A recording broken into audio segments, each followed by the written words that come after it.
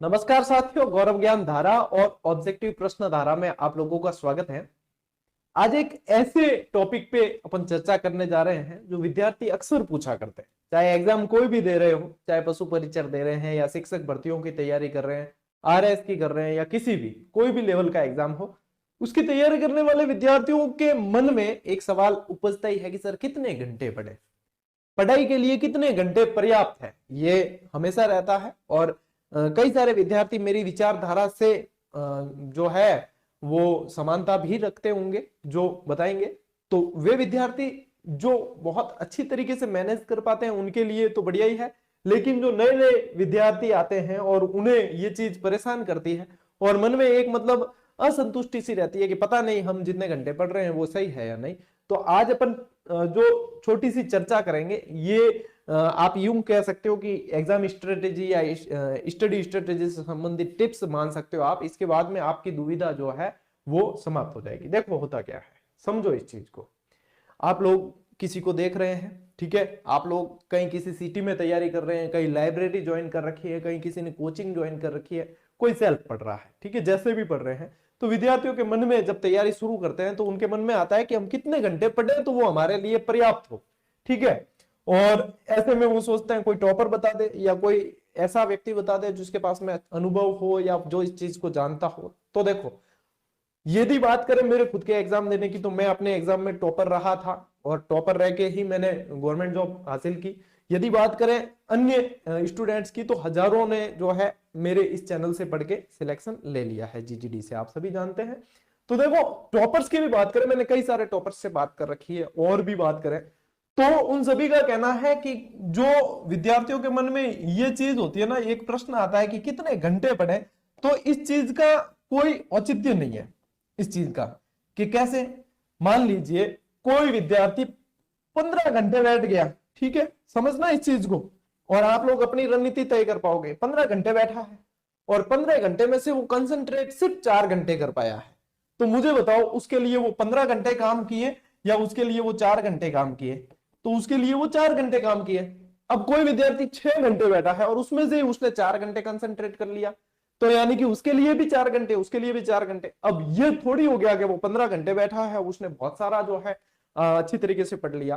पढ़ने में मैटर करता है आप कौन सा स्टडी कंटेंट पढ़ते हो, आप किस लेवल से पढ़ रहे हो, आपकी एग्जाम पे पकड़ कितनी है, आप उसको कितना अच्छी तरीके से समझ पाए हो, आप किस तरीके से पढ़ रहे हो, आपका पढ़ने का तरीका क्या है, नोट्स बना रहे हो, कैसे पढ़ रहे हो, आप क्या शिक्षण सामग्री पढ़ रहे हो, आप किससे पढ़ रहे हो, कैसे पढ़ रहे हो, ये सब मैटर करता है। तो यहाँ पे एक चीज दिमाग से निकाल दो, यदि आपको कोई कहे कि 18 घंटे पढ़ना पड़ेगा तभी सिलेक्शन होगा, तो मैंने ऐसे भी स्टूडेंट देखे जिन्होंने 6-6 घंटे नियमित अध्ययन किया है और सिलेक्ट हुए हैं। कि सर 6 घंटे में कैसे सिलेक्शन लिया जा सकता है? तो उसके पीछे एक शब्द लगता है नियमित। यदि मैं कह रहा हूं कि एक साल कोई 2 से 3 घंटे भी नियमित पढ़े ना, नियमित का मतलब ये जरूरी नहीं है कि 2 से 3 घंटे डेली यानी कि फिक्स टाइम कर रखा है 12 से 3 पढ़ेगा ही पढ़ेगा, ये नहीं। 2 से 3 घंटे 24 घंटे में से कभी भी अपने लिए कंसंट्रेट करके निकाल ले कि हाँ ये टारगेट है मेरा, छोटा सा टारगेट मैंने ये लिया था, इसको मुझे कंप्लीट करना ही करना है, और बिल्कुल पूरी तरीके से उसने पढ़ा है, 2-3 घंटे नियमित पढ़ता है वो, तो वो इस 2-3 घंटे में सिलेक्शन ले लेता है। और एग्जाम के पास आने पे जो जागते हैं और फिर वो 18-18 घंटे पढ़ते हैं और अपन देखते हैं उसके बाद भी उसका चयन नहीं हुआ, तो उसके पीछे कारण यही है कि उसकी रणनीति सही तरीके से काम नहीं की थी। यदि वो भी नियमित रखता अपने आप को, अब जो 1 साल से नियमित पढ़ा है उसने बिल्कुल अनुशासित होकर पढ़ाई की है, तो ये बहुत मैटर करता है। तो आज के बाद इस चीज को दिमाग में से निकाल देना कि कितने घंटे पढ़ना है। अब एक चीज और आती है कि सर 8-10 घंटे तो हमें पढ़ना चाहिए जब, और यदि कोई कहता है कि मुझे इतना पढ़ना है सर कैसे मैं बढ़ाऊं, तो विद्यार्थी क्या होते हैं, नए नए होते हैं, एक दिन में ही किला फतेह करने की सोचते हैं। क्या आज तैयारी स्टार्ट की, आज जो है 15 घंटे आज ही बैठ जाऊंगा।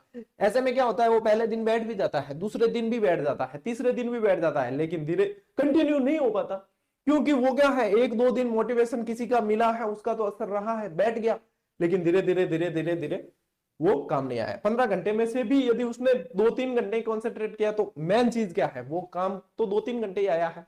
तो मेन चीज ये है कि अपने पढ़ाई पे फोकस करना है, अपनी कंटेंट पे फोकस करना है और अपनी एकाग्रता होनी चाहिए। आपके अंदर तत्परता होनी चाहिए कि आप क्या स्टडी कंटेंट पढ़ रहे हैं, उसको किस तरीके से आपको पढ़ना है। ठीक है, घंटे कभी मैटर नहीं करते। हो सकता है कि 15 घंटे पढ़ने वाला भी सिलेक्शन ले और 4 घंटे नियमित पढ़ने वाला भी सिलेक्शन ले। हाँ, आप 8 से 10 घंटे एग्जाम टाइम, जैसे एग्जाम उनको डेट पता है और मैनेज कर लेते हो अपने आप को, और एक अच्छी स्ट्रेटेजी के साथ में आप चलते हो, तो 8 से 10 घंटे आप मैनेज कर ले तो 24 घंटे में से तो वो बहुत अच्छा है। लेकिन उस 8 से 10 घंटे में भी मैं आपको कह रहा हूं कि मान लीजिए आपने 8 से 10 घंटे अपने आप को मैनेज कर लिया कि हमारा ये स्टडी पीरियड रहेगा, इतना 24 घंटे में से पढ़ेंगे। इस 8 से 10 घंटे में भी मैं कह रहा हूं 5 से 6 घंटे आपने फोकस कर लिया ना अच्छी तरीके से, तो ये 6 घंटे भी काम कर जाएंगे। जरूरी नहीं है कि आप 15 घंटे ही पढ़ो या 18 घंटे ही पढ़ो।